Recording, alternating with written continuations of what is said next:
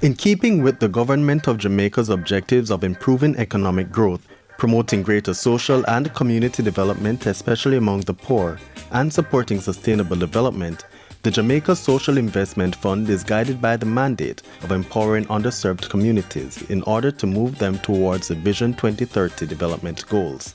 Over the past 18 years of existence, the JSIF has endeavored to implement projects which adhere to its mission of poverty alleviation, in keeping with its role in the national poverty eradication effort. During the 2013-2014 fiscal year, JSIF implemented 9 projects, namely the 3rd phase of the European Union Poverty Reduction Program, the 7th phase of the Basic Needs Trust Fund, the Rural Economic Development Initiative, the Community Investment Project, the 2nd phase of the European Union Poverty Reduction Program, the Basic Needs Trust Fund 6th Program, the Inner City Basic Services Project, the Petro-Carib Development Fund, and the Japan Social Development Fund grant, with the latter 5 having recently concluded.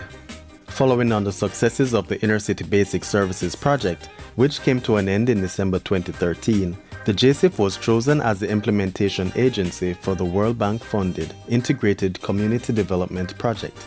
The ICDP aims to enhance access to basic services and will allow for the upgrading of basic infrastructure and interventions targeting the reduction of crime and violence in 18 economically vulnerable and socially volatile inner-city communities across Jamaica. Currently, the JSIF sub-project menu includes investments designed to increase human capital and the use of productive assets, such as rehabilitation and equipping of schools and health centers, rehabilitation of water and sewage systems and of drains and canals, upgrading of urban and rural access roads, and promoting of agriculture and tourism development. In addition, the menu incorporates innovative interventions that aim to build social capital by providing support and opportunities for people to build trust and collaboration within communities. Today, assisting the world's poor has been made that more difficult given the current global economic challenges. However, the issue of poverty alleviation cannot be placed on the back burner.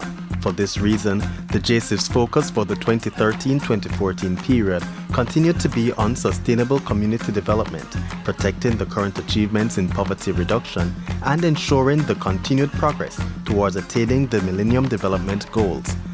Despite the fiscal constraint, we were able to complete over 74 projects during that period, and we disbursed over $1.94 billion and collectively disbursed more than $5.2 billion. It directly affected 130,000 underserved persons in selected communities across the island. Given the economic climate and the fiscal space, we were able to disburse all the money we received. And for the year 15-16, we are focusing on the government's strategic priorities, and these are job creation, economic growth, improved security and safety, human capital development, and effective social inclusion. These will be dealt with via 5 existing projects which we are managing. The Integrated Development Project, which was approved by the World Bank March 2014, signed by the government of Jamaica in May 2014, and that is for $42 million. That will be implemented over a 6 years period in 18 underserved communities right across the island. Poverty Reduction Program, a grant by the EU, which we will be implementing. BNTF 7 grant funds provided by the Caribbean Development Bank. And what is interesting with that project, we will be assisting the Ministry of Education and the government overall with reducing or eliminating the shift system. Most of our funds to date have been specifically targeted either geographically or by sector.